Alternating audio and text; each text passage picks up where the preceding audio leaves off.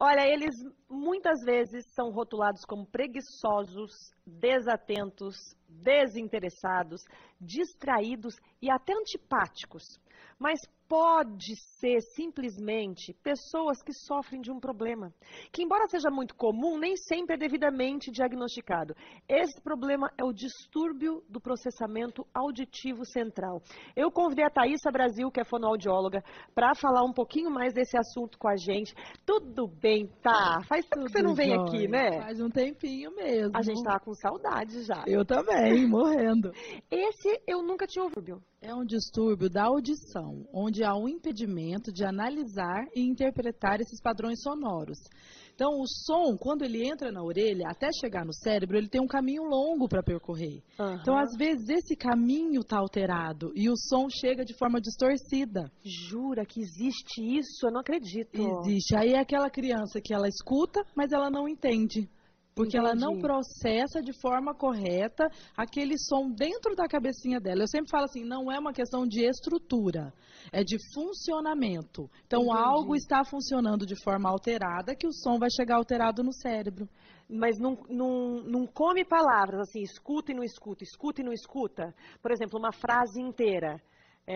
Mamãe, eu te amo. Ele vai escutar só o mamãe e o amo. Depende não é isso. da habilidade auditiva que está alterada. Por exemplo, fechamento auditivo ou figura fundo auditiva alterada. É a capacidade que a criança tem que ter na sala de aula, de prestar atenção no professor e não se distrair com o estímulo externo.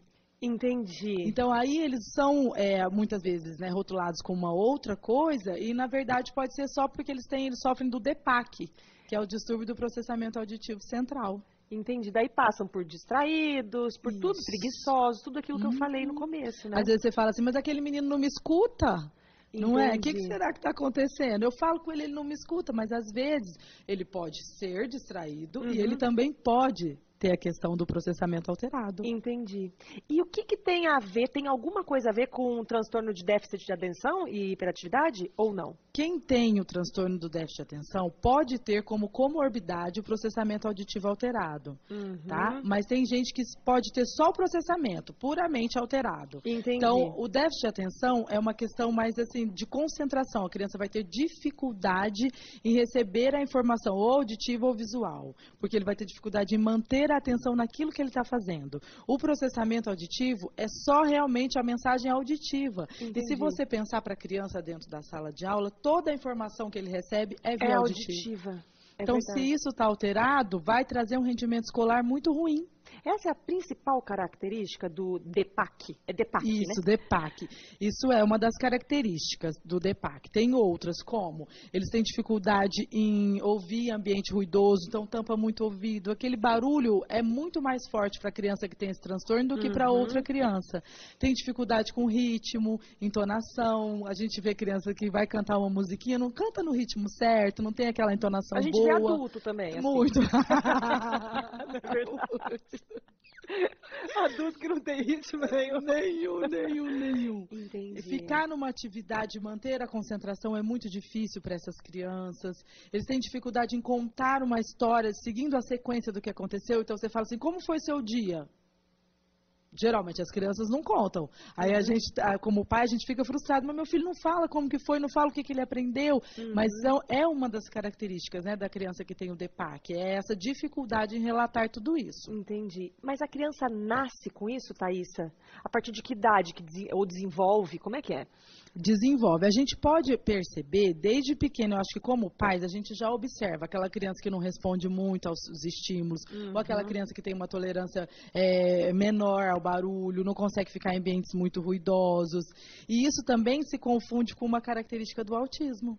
Porque o autista também tem essa questão do barulho. De colocar a mão na orelha, de barulhos muito altos, né? Isso, eu falo assim, que as características se assemelham de uma patologia para outra. Então, por isso que é tão importante um diagnóstico eficaz, por isso que o diagnóstico é difícil, né? Muito, é dificultoso. Muito, é uma coisa comum, como eu falei, né? No começo é uma coisa relativamente comum, mas de diagnóstico muito complicado, isso, difícil. Porque a gente tem que analisar todas as características que a criança tem, fazer o que tem que ser feito para chegar num bem comum.